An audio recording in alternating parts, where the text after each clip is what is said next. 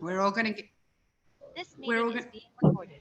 We're all getting our lovely Zoom recording message to say it's being recorded, but I'm going to kick off. So hello, everybody. My name's Julia Spicer. I'm the regional representative on the Queensland Innovation Advisory Council that sits alongside our Chief Entrepreneur, Wayne Jarryd, and the Office of the Chief Entrepreneur. And I welcome Heather James from our office today, who does all of the organising for these.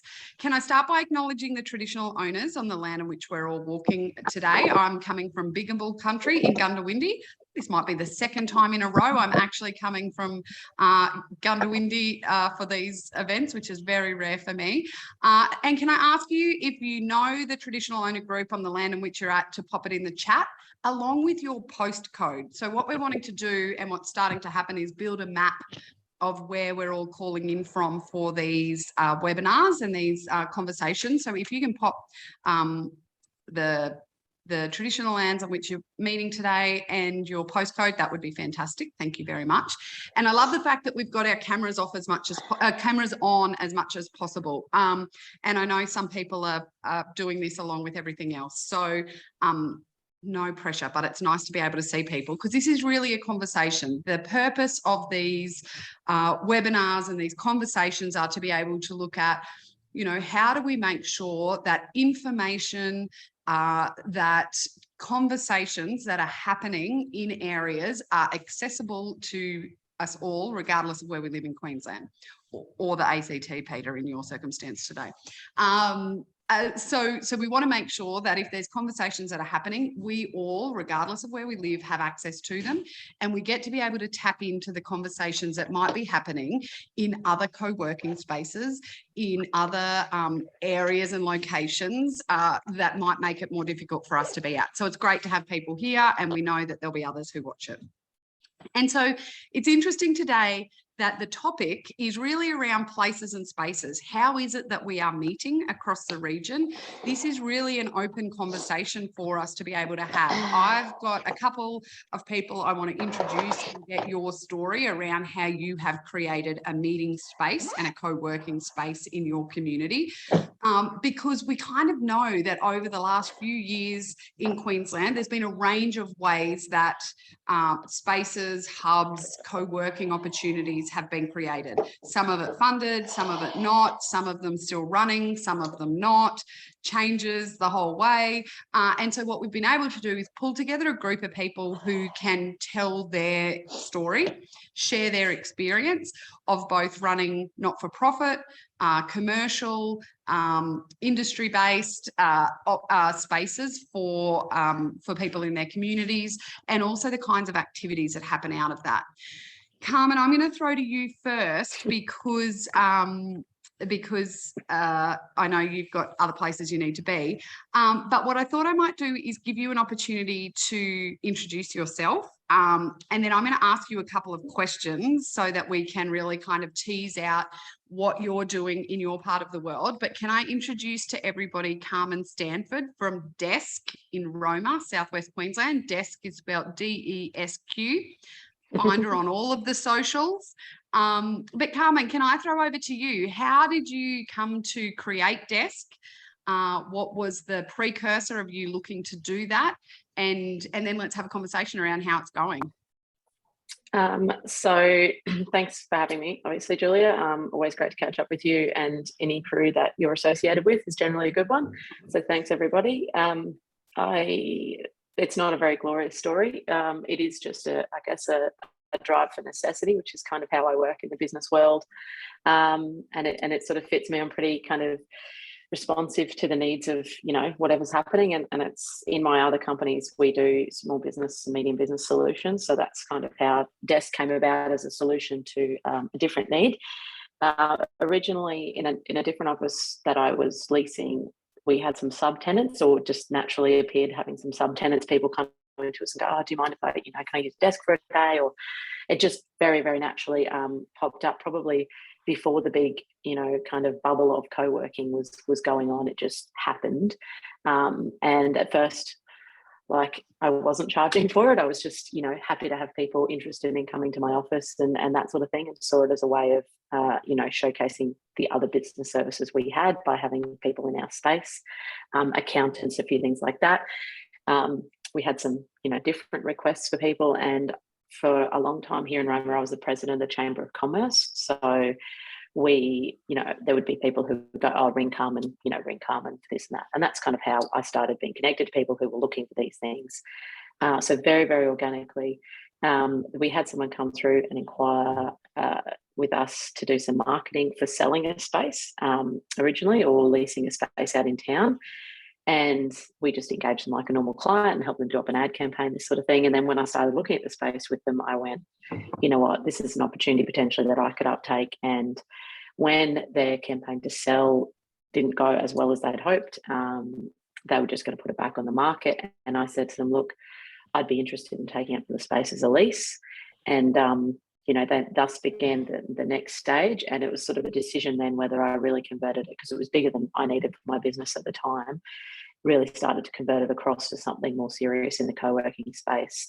Gemma Tapp is my business partner at Desk, and Gemma and I work together in Compass West, my other company. And Gemma sort of came to me and said, hey, I'd really love some skin in the game. I really want to get involved and do a little bit more and, you know, kind of step beyond the employee layer. So we decided to, you know, start Desk as a separate company together. And thus, you know, really brand it individually and do some stuff differently and really showcase it for a co-working space. I did a couple of recon missions to the big wigs in Melbourne and Brisbane, you know, the big co-working spaces there, and you know, got some inspiration. And then we sort of set about, with the help of our husbands and some local tradies, converting what was a bit of a divey old building that used to host Centrelink, so it had a very distinct green and yellow tone to it, and we converted it into a modern, you know, black, white and green space, very crisp and clean, very unusual for Roma and the kind of building spaces that people become used to in Roma, being regionally based and a little bit dated with the way the landlords approach their different sort of lettable offices. There's nothing in Roma like it. So it set us apart, which was really cool.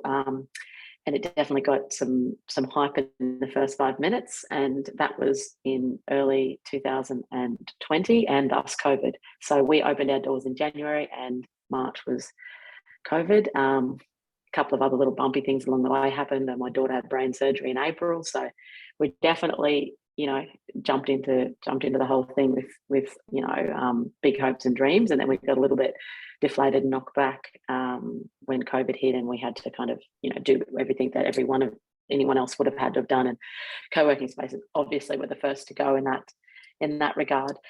We got lucky in that it gave us a minute to take a breath. Our landlord followed through on the government requirements and gave us a bit of a discount. Some long-term tenants come over with us from the other premises. So all in all, we came out of it relatively unscathed a year later. Or 18 months later. It was a big space, so those people who were there, we were able to spread them out and, you know, those kinds of things. So absolutely a success story as far as how we made it through COVID.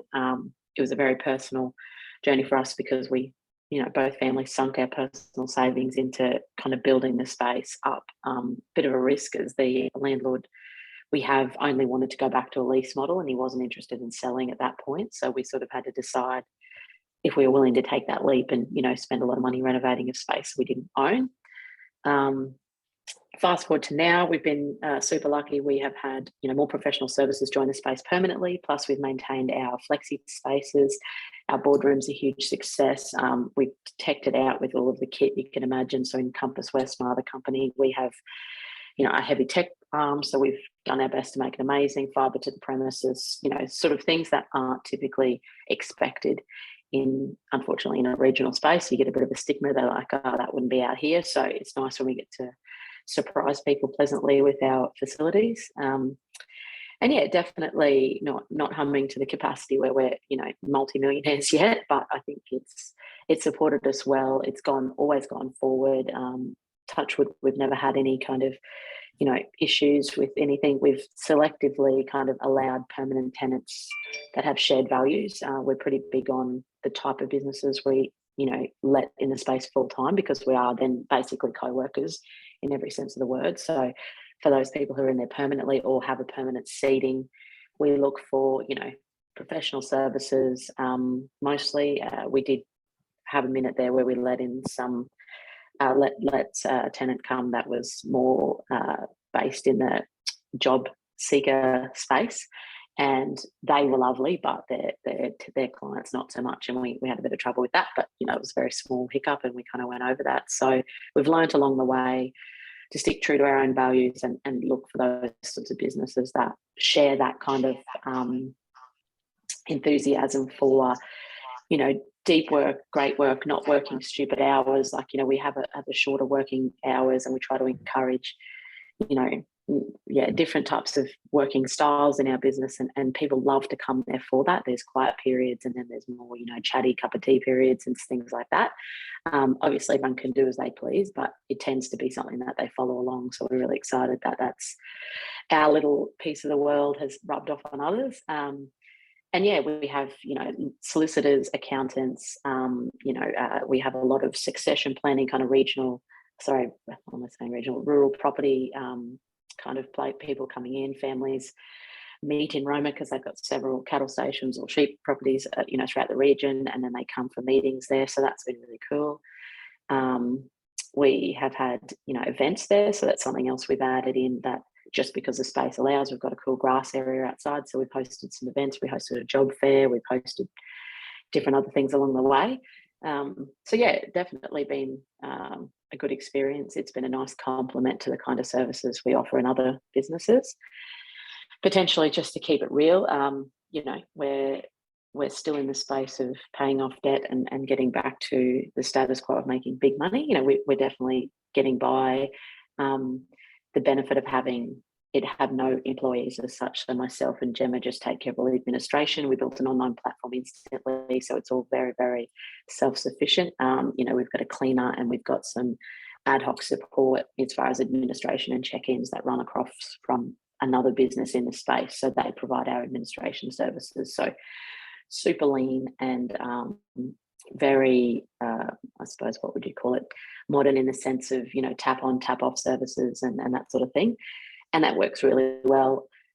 If I'm being perfectly honest, I don't know if we would have survived if we tried to whack a, $80,000, space development wage in there, maybe, but I don't think, based on the size of our space and its possibilities, we could have filled it to the brim, especially with COVID. So that definitely made an impact. So we've been, realistic, but I think it is, if I was to jump out and start another regional co-working space somewhere, I would know a lot about looking for those same types of leverage points where you can have, the use of those services without having to go full-time staff, because I think that's where these kind of spaces can fall over quite easily, because you have to overcook it to get your revenue back to, to cover that wage and do those sorts of things. So, Can I bounce in and ask? No, you're right. Yeah. No, this is really good, but I want to just ask a few specific questions, because I know there's a few of us on the call who are keen to see what's the replicatable opportunity for this. So one is, so you lease the building and then you sublease space to long-term tenants. So we hold the master lease with the written in agreement that we can sublet, but the onus is on us. Yeah.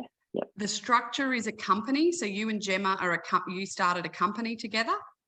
Yeah, we started a company, and we only have trusts as beneficiaries and shareholders. Yeah. That's super important. That's the accountant side of me coming in, but that allows us for full flexibility and movement of, benefits as well as, different things. So that was important as far as partnerships go. It's given us the autonomy we need. Yep.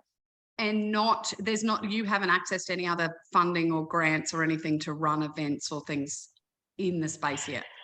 No, there was a grant accessed for an event to be hosted at our location, so I suppose that counts, but we didn't have access to any grants. And because we have no employees, we also fall into a different category. Unfortunately, we're kind of outside the grant realm.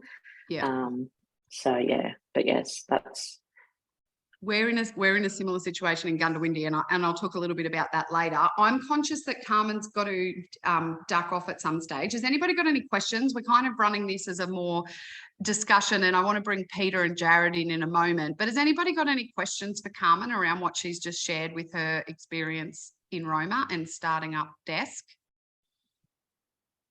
I'll ask a question. Yeah, Carmen, Peter. what's the most scary thing about running Desk now?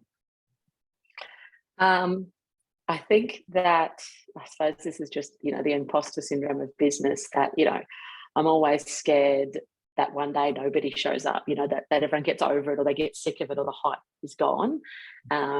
And so, every day when I get to go there, I still think it's amazing, but that is probably a fear that I'm typically not a good marketer in any one of my businesses. And I've been super fortunate that our services or things speak for themselves and word of mouth and that. And I'll admit that that is not necessarily the best approach, but it has served us well in that you find the right kind of people. As I said earlier, I'm big for shared values and the right crowd, making a big difference. So, but yeah, definitely a fear that, someone else will come and replicate it.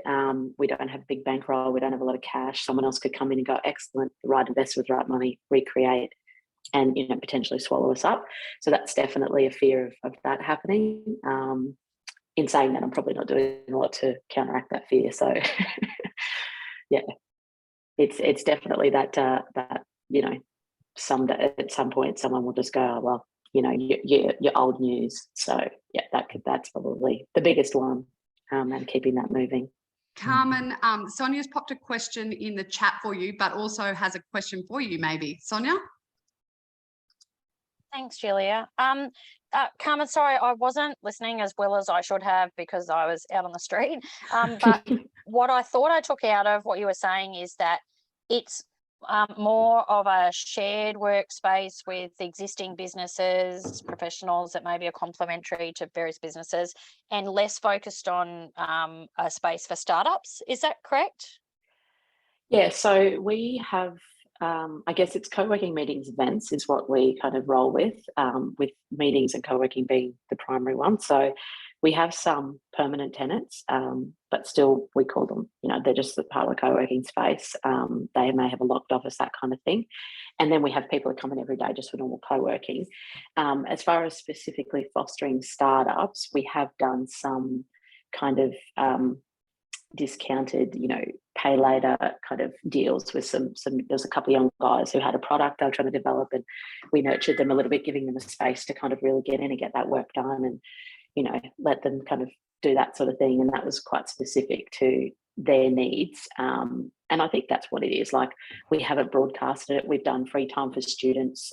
There's now this amazing Central Queensland University in Roma, so we don't have to do that anymore. But prior to that, we were offering students the ability to come in, use the space to study at night for a couple of hours, a couple of times a month, that sort of thing. But really, it's just, it's a bit of a business minimalism approach, I suppose. We're just trying to keep it clean and open so that it's welcoming for everybody, and there isn't any rules or hype or ideals that you have to be a set type of criteria. So read the specific targeting to startups. Although anyone's welcome, we're trying to make it a bit more like anyone is actually welcome, so you don't have to feel like you need to have an agenda to roll in. I literally have a client who from another business drops in there, pays the $40 for the day so she can check her socials whilst between doing her jobs from out on the property, feed her baby, do some stuff. So she uses it as she pleases. Like, she may not be doing any work, but that's actually none of my business. So that's an interesting thing that we have kind of happen occasionally. She's like, it's the cheapest way for me just to get what I need while I'm there. So yeah, fostering kind of the space, not necessarily a set type of thing, I suppose. And sorry, to the shared services, I'll explain that part. Whilst those other businesses are there and available, we just keep it on an approach basis. So unless we're having a networking event, people just can see the sign, ask someone for a card, grab that information, approach them while having a cup of tea if they feel like it. But we certainly keep it very down low and not too salesy, I guess, is from my perspective. Not that that's what other people do, but that's just me. I'm a bit of let things naturally happen. As the innovation network grows in Maranoa, it'll be really interesting to see where these startups come and what is the support that they're looking for, and where else can they get that from. I think this piece of necessity and how you are delivering on that is really interesting. And it sounds really random to others, I know, that breastfeeding is one of the things that gets people through the door in a co-working space, but regionally we know that it's there, or the library, or somewhere else. So but it's like they can it's feel the same thing. they can feel like they're allowed to be there because they've paid. So there's this weird exchange of they pay the $30 or whatever our day rate is. They jump on their, their phone, their emails, whatever, and then they use the space as they see fit.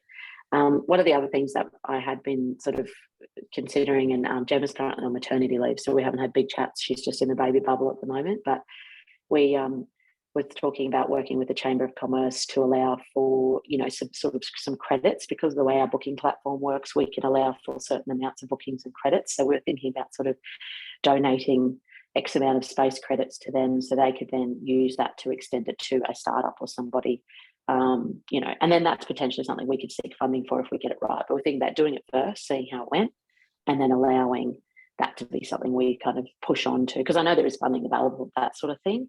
It's just, I've found that typically if you do it first, it's much easier to go back and say, hey, we've got a good model, can we get some money for this? And that it crosses over so many different types of I guess groups. Like you've got your regional support groups, you've got your business startup groups, you've got there's some stuff I reached out to Qantas for Qantas Link and lounge kind of stuff. There's a gazillion places like that, but in my experience in business over the last 15 years, I found that you've kind of got to do it first, get your proof right, and then you can go back. It's much easier to go that way about it personally for funding than to, I don't know, it's hard. It depends if you've got the money or not. Yeah, I'm seeing you, I'm feeling it, but it's a tricky one. I want to bring Jarryd and Petr into this conversation as well. Carmen, thank you for talking us through the business model and looking at some of the funding side of things. I'm keen to bring Jarryd and Petr into this conversation as well, so that we can get some feedback around how you've started. So Jarryd, particularly you started something from scratch as well in a larger setting than Roma.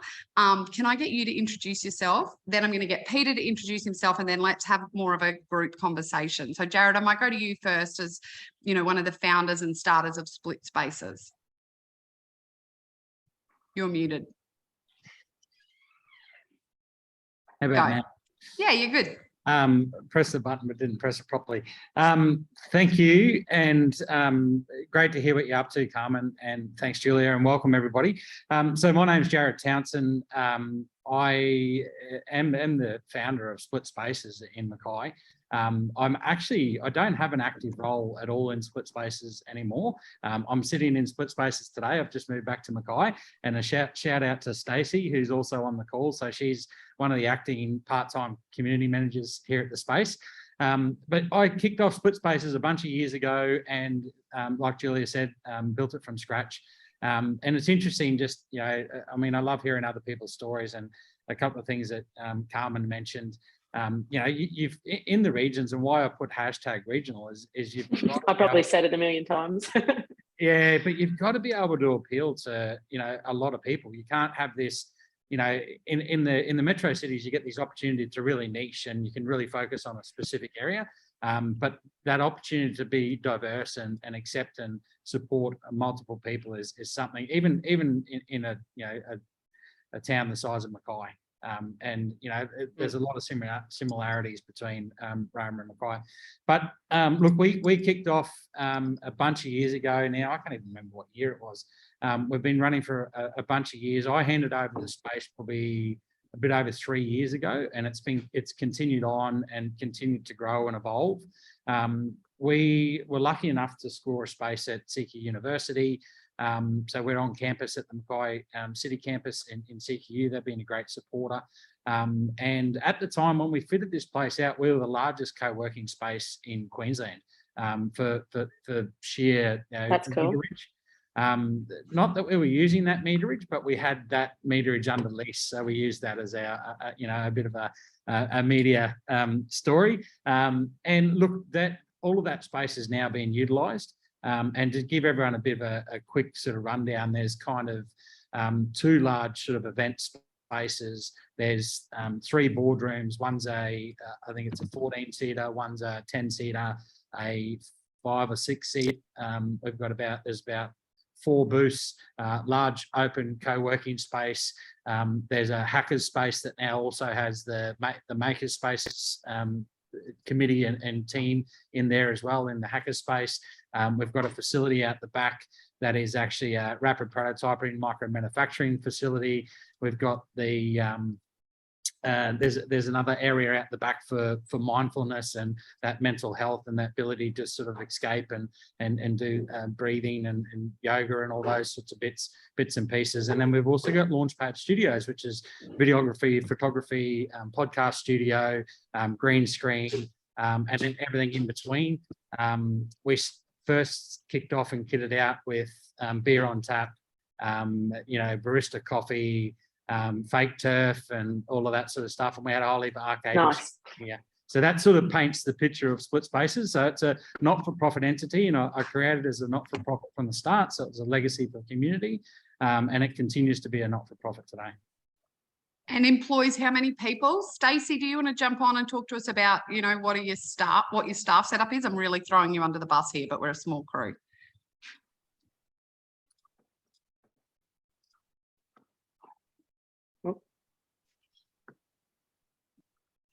Hi, Hello. can you hear me? Yeah, we can. Sorry, I really did throw you under the bus, Stacey.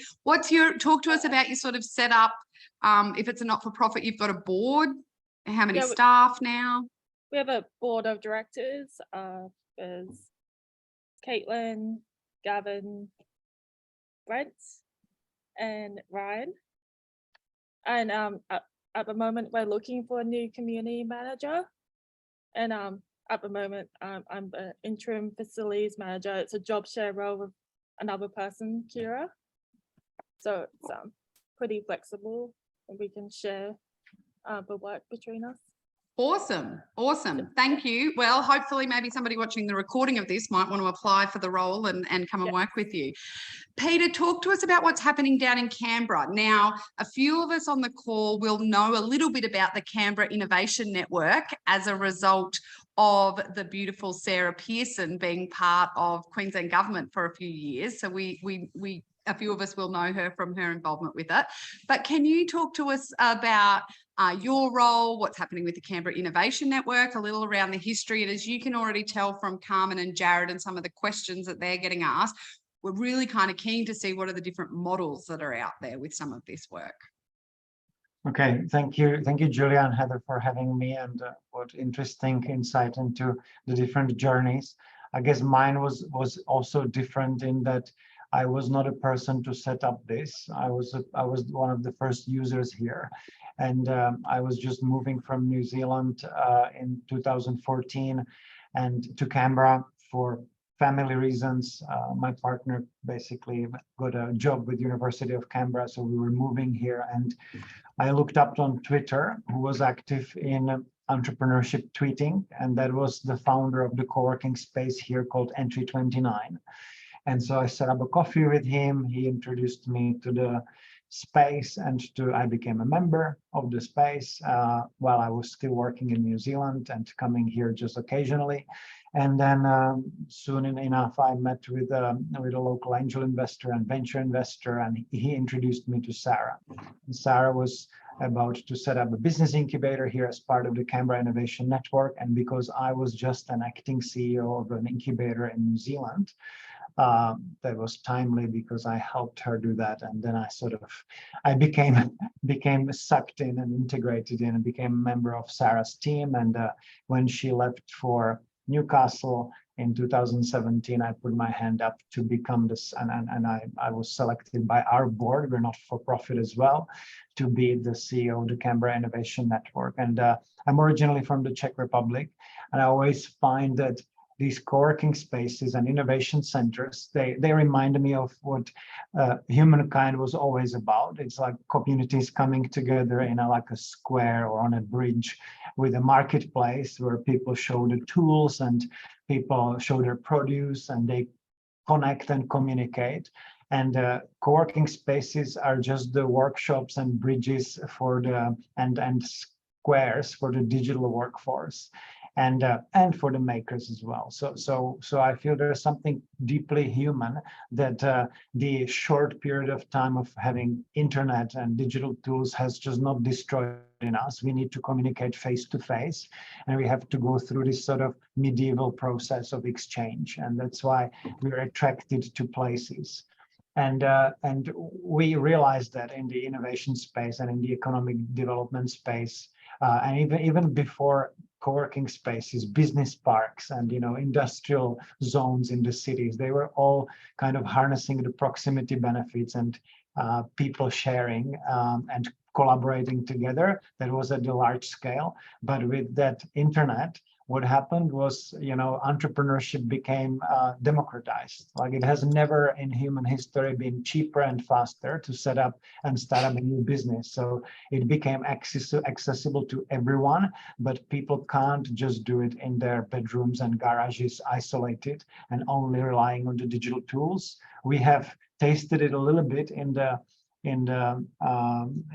COVID times, but we came back, haven't we? Like, people are coming back to these co-working spaces. About the business model here, we don't operate fully sustainable commercial business model for the co-working space. It's sustainable in our books. It's one of the functions here, but we ourselves as a not-for-profit rely on generous funding from the government and from our sponsors. And we also have some other commercial activities that can cross-subsidize other functions. So co-working is that little bit that nests and creates the space for some, but we as a community have much larger reach and a much broader sort of value delivery around the co-working space. And we use those networks to source deal flow into the co-working space.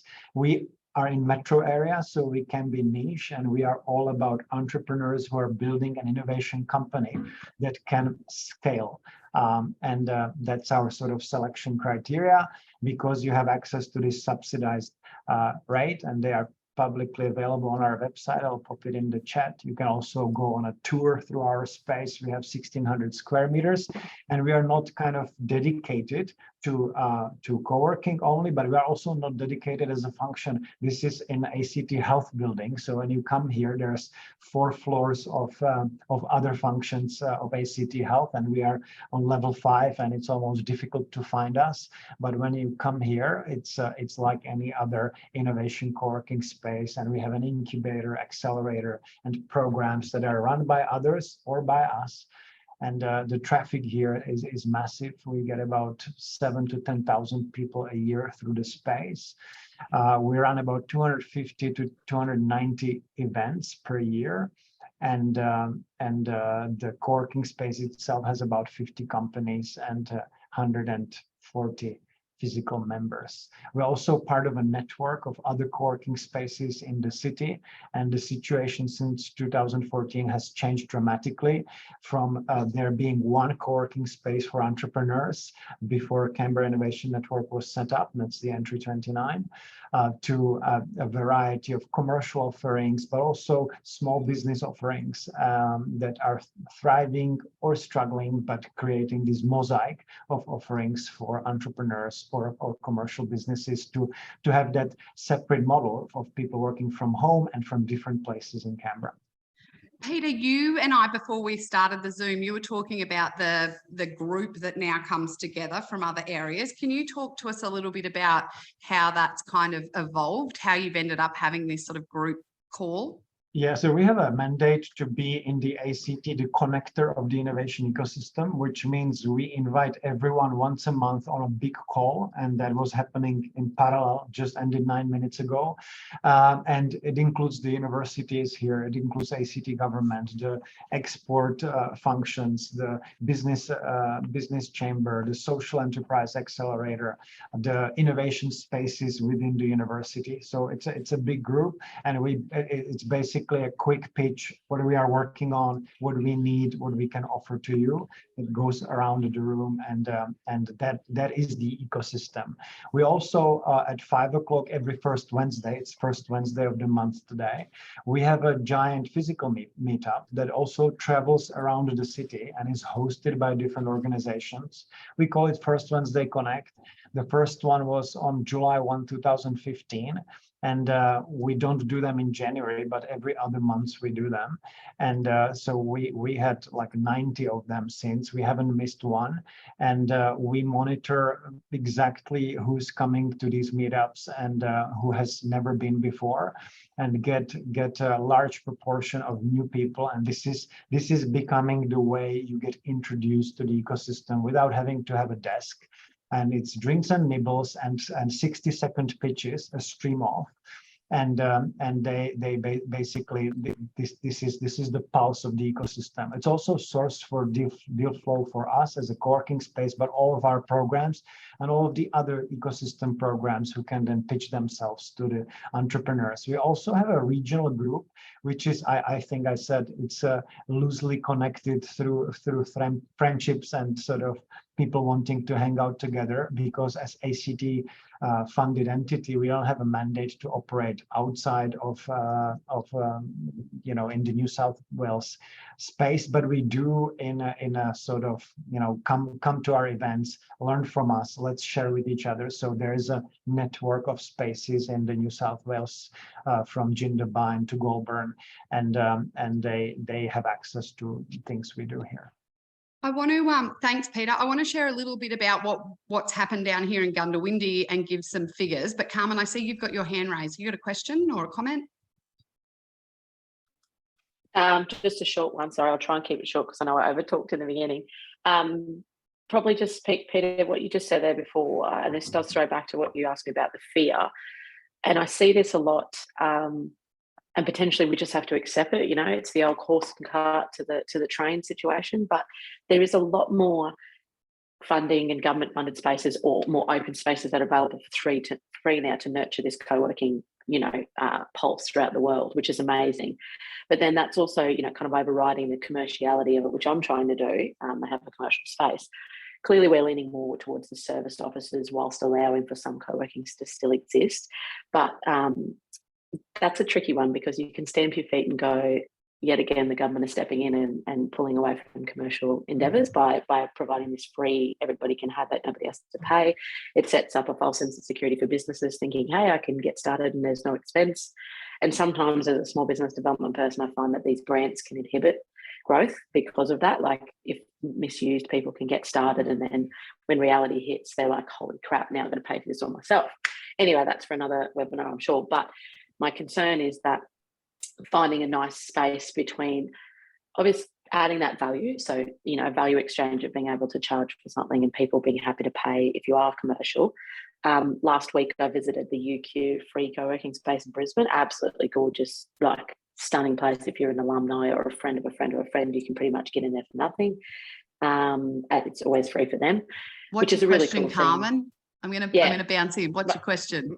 My question is, I suppose, to everybody is, finding the, I don't know, where's the balance? Like, I suppose you're either one or the other, and I love these social enterprises, but is there a balance, or is the commercial side of it a dying space and it's just becoming a more, funded opportunity? Yeah. Is it going to die when you pay?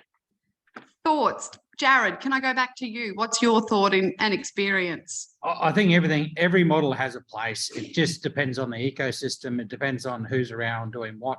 I mean, in Mackay, there's multiple spaces similar to what you're talking about, Carmen. But you're probably also looking at a little bit of a kind of a hybrid model because of your location and the ecosystem and whatever else. I think every model has a place. It's like any business, right? If you have got people that want your services and you're providing the right service, you're going to have a transaction, and that is finding that fit for anyone in any place.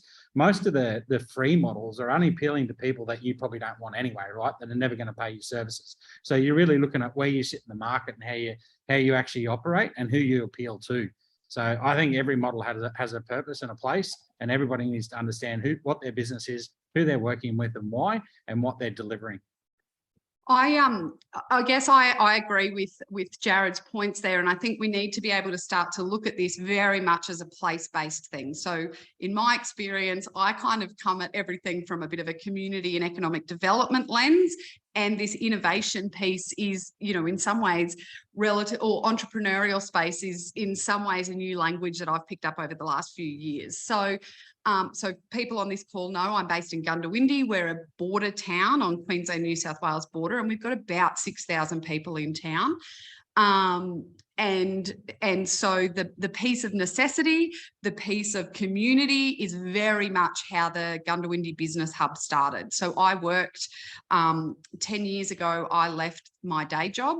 And again, like most rural regional people, I didn't want to leave where I was. There were no other jobs available. I had to create a job for myself. So it's really only been maybe in the last 5 to 6 years that I can say I have a business, because before that I had a job. Yeah. And if I wasn't there, it didn't happen. I lasted 1 year working from home and I had to bail, not because I was ever going to do the housework, but because I was used to working in a place with other people, and working from home was a real struggle. So the Gundawindi Business Hub started over a conversation with a friend that she and I both left about the same time to start our own businesses. We looked to rent a space very similar to Carmen's story, and found that any of the shop spaces were too big for the desk and the computer that we really needed. It was going to be very hard to fill the space. We actually found a business, found an old building, and at that stage, the four of us, so Christina and her husband, James, my partner and myself, we put in 25 grand each to get a loan from the bank to buy the building in downtown Gundawindi. That was about 300 grand. We put about 40 grand into doing it up. So, we started with a building decked out, ready to go at 350 grand. What we have always done, so we are a trust as well with the company attached, so similar setup to Carmen's. And what we've always done is we've always used our long-term tenants, of which my consulting business is one of them. We've always used our long-term tenants to offset the stuff that we want to do from the friendship-based, loose, ecosystem building, support giving kind of activities. And that's always been our model. So at the end of the day, technically, we are landlords of 8-10 businesses, but their rent offsets us to be able to do co-working events. We've just been, we're going to be, and Carmen, this is the kind of thing that I think the future will hold. We're going to be the remote, we're going to Start Some Good. So Start Some Good is a social enterprise. Tom Dawkins, many of you will know, they've just got a grant to be able to deliver some events, both remotely and face-to-face. And we are going to be their remote spoke and also run those events face-to-face. So we'll have people meeting in Gundawindi to do a program that's being delivered from Brisbane. And that's going to be, we can start to do some of these events now, partly because we've paid down a fair chunk of our debt. We've worked out who we want to work with in the broader ecosystem. And this hub and spoke model, we've worked out who we are happy to be the spoke of. So Carmen, again, being really clear about where we want to align to. So certainly the business hub has been very much around having tenants, and those tenants pay rent to then allow us to be able to do some other bits and pieces. What we found though was, a lot of the people who we thought would become tenants didn't, for a range of different reasons. But what we found is we have a whole lot of businesses that service Gundawindi that don't need a space here all of the time. And so insurance brokers, solicitors, bankers, et cetera, has certainly been a space. Terrible internet has been really good for business. So we have a lot of farmers come in and run their businesses. A lot of the succession planning meetings, et cetera, happen through us. And what we found through COVID was we actually, our neighbours are a motel, and they had a motel and restaurant. And so during COVID, they closed the restaurant and found that actually worked better for them. So what we've done is we now sublet their restaurant space as a co-working space, as a hot desking space, as a meeting space. And what we now have is a commercial kitchen that can be used by a range of people in town who are wanting to start things. And what we're finding is it's a lot of the women entrepreneurs who are needing to find work, who have moved to town, who are looking to be able to do something in the 9 to 3 school hours, that we are being able to create a space for. So we're really looking in and sort of leaning into how we can support women that are wanting to start businesses. They may not become the next Canva, but if they have married somebody local and have moved to the community and are a bit like I was 10 years ago, where they need to create themselves a job, we are most definitely that space. What we've started to be able to do is look at how people have grown their business out of it. So what's the economic impact to us starting our businesses as a result of this work? So we can show that businesses have moved from a working from home, one person, moved to the hub, employed somebody else, moved to another shop in town, you know, filled a vacant place in our main street, and now have 5 or 6 businesses in 5 or 6 staff in Gundawindi, and now have a satellite to St. George, which is a smaller town 2 hours west. So we can actually show the footprint of the work that we've done and how we have been able to create that. And we are going to claim every bit of that. We've had no financial funding for the business hub from any of the government grants, and partly because of our structure. And again, similar to others, because we technically don't employ anybody. The offset, as Petr spoke about, because I have admin staff now, they end up running some things. But again, we use Google Calendar, we use Calendly for people to be able to book in and pay for things. We want to keep it as simple as we possibly can. And the other thing that we've been able to do more recently is we bought an old building in downtown Gundawindi again. So, you know, if I was trying to buy real estate in the valley and set up the precinct, Rob's not going to be able to do it with my financials. But in regional areas, we can. And in regional areas, what we look at is finding the Carmen, the Jarryd, the Stacey, the Petr of that community, and we build the hub around them. So Sonia, you are the person to build the hub in Emerald, and the rest of us are happy if that's a good investment to join you on that, I'm sure. So we've also started the house. So it's a retail incubator, for want of a better word. But again, it's an old house that we did up. We've got 6 women who were working from home that we've been able to move into the main street. They all pay rent. They all get to work together. It's turned out that they're all services. So now the beautician and the nail lady and the hairdresser all work together to develop wedding packages and all of the rest of it. So we need to provide the space, and then the economic flow will come from there. So certainly in Gundawindi, that's what we've done. We find unused buildings, we renovate them, we put them together, and we look for people that can do it. So I kind of joke about it's quantity over quality, and it's cheap for everybody. But at the same time, they're always nice spaces to be able to work in. And Carmen, having been to yours, I know that's the case there. So I wanted to kind of throw that into the mix as well, around, you know, what the costs are, how we do the rent. We now have some tenants, like in Gundawindi, we have a tenant, Inland Rail is one of our tenants, or ARTC. So they were really great at telling us that our 1-page lease agreement that we had with tenants was pretty hopeless. And we said, great, send it to your solicitors and get them to do the work, and then send it back to us, and we'll just copy and paste that to everybody else. And they were really fine with that, because that was their little way of, you know, saying that they'd contributed to things. It's a whole lot of different ways that we can get some of these things to work. And again, from my perspective, anything that we've got, I'm really happy to share with anybody else online and anybody watching it, watching the recording. If you want copies of leases, if you want copies of business plans, if you want some of the detail of how we've you know, developed up our rental arrangements, really happy to share some of that. So that's a bit of the Gundawindi context as well. So quite similar to Carmen from a rural perspective, but I do genuinely think it's around who are the people and how do we spin up the spaces and places around them. I want to throw open to some questions. We've got a few minutes before we wrap up, and I want Heather to be able to have a chance to give us a bit of a what's on the horizon and some of the upcoming events. But let me throw back to the crowd. Michael, Deirdre, Daniel, anything that you want to ask, or any comments you've got for anybody on the call this morning? No pressure. Hi there, I'll introduce myself. I'm from Perugian Digital Hub in Noosa, Sunshine Coast. So we're actually a Noosa Council initiative.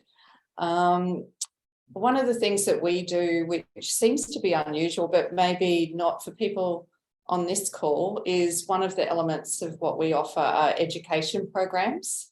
So we use that as our talent pipeline for the startup businesses that we're growing out of the hub, as well as the digital ecosystem in the wider region.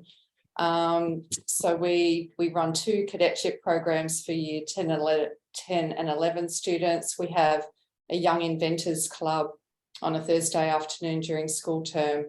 and we have a holiday program every holidays for kids who love to create with technology. And all of those workshops are taught by talented teenagers from our cadetship programs. So it's kids teaching kids, which they love because they're on holidays. And the kids keep all of the ticket money. So they're creating their own little business by sharing their skills and passions with other local kids. So we're creating a third space, I guess, for kids and teenagers who love technology, and hopefully showing them that there's a way to develop these skills and use these skills in our own region. And we build relationships with these kids, often write references for their university applications and scholarship applications, keep them involved after they go to uni. So we like to boomerang them back and sort of find places for them to have internships, work experience, and hopefully employment part-time while they're at uni, or, give them a reason to come back, because they usually go to Brisbane for university, to come back. So, we're growing a digital and technology ecosystem on the coast, so they don't have to leave if they don't want to. We're starting to create those jobs so that they can stay here if they want to. Oh, that's so cool, Deirdre. Well done. Jarryd, did you spin around? Have you got kids in split spaces over school holidays as well, or is that your crew? They're Deirdre, actually Mike. They're actually Mike. We've done a lot with kids over the years, and I was just not in agreement with everything that Deirdre said. Yeah. It's unfortunately we don't have enough time today to talk about half the things, but if anybody needs or wants to chat about anything, I mean, I've probably got 7 or 8 years of working with a lot of different regions, as well as building this place and a lot of different things in different models as well. So yeah, happy to talk anytime, but yeah, just conscious of time. Deirdre, love that idea of the pipeline, and then being able to offer references and that whole sort of journey for them. That's awesome. The education piece is, sorry, I was just going to say, Deirdre, that's amazing too. Like, we found that a few times, and I've actually just been working with some elite Microsoft suite trainers to try and put training packages together, because we find that that's a missing, people's business administration skills need catch up. So that was something we were going to look to offer, and just, very short courses and that kind of thing. So, and then again, we all benefit, right? More people with skills in an ecosystem. Everybody wins when you're trying to hire. So love that. Awesome. Peter, I'm wondering if you've got any last comments or words you might want to share with us. Jarryd, I'm going to ask you the same, and then Heather, I'm going to flick to you to wrap us up before 10. Yeah, I've put in the chat a link to our co-working landing page with the pricing and everything.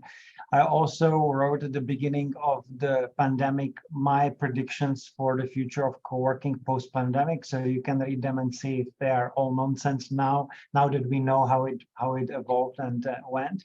But I do believe that this will be the preferred model of how we work. It will evolve, continue to evolve. So I think, Carmen, your fear and sort of what you're scared of, that's omnipresent in the sector. I think we have to understand this as a flow model. There'll be people coming in and out, and the co-working space needs to evolve to accommodate the changing deal flow all the time, including the disruptors and the forces. I think the free or subsidized model is only one of the forces that goes against the business of co-working.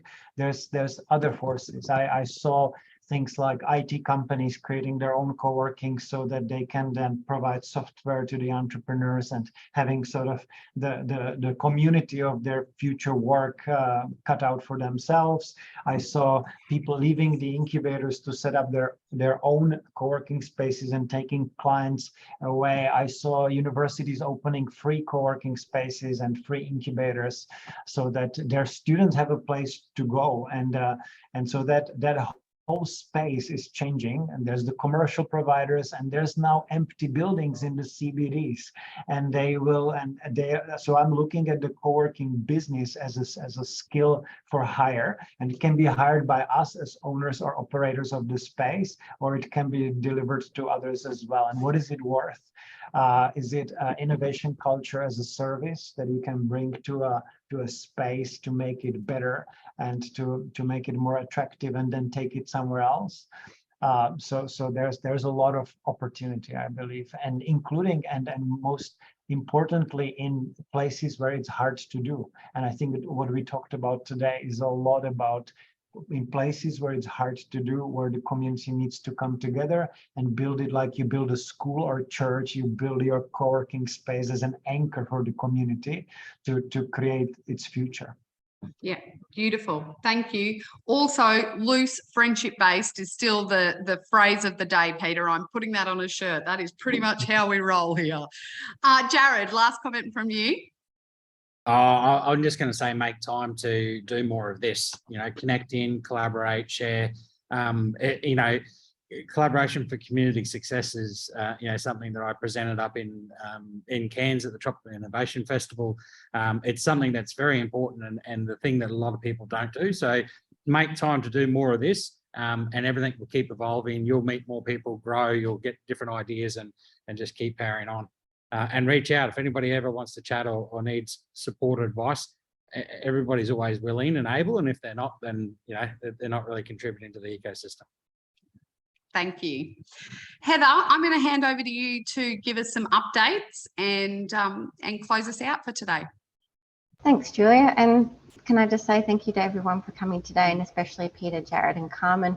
Really appreciate the insights that you've shared with us and anyone who watches the recording.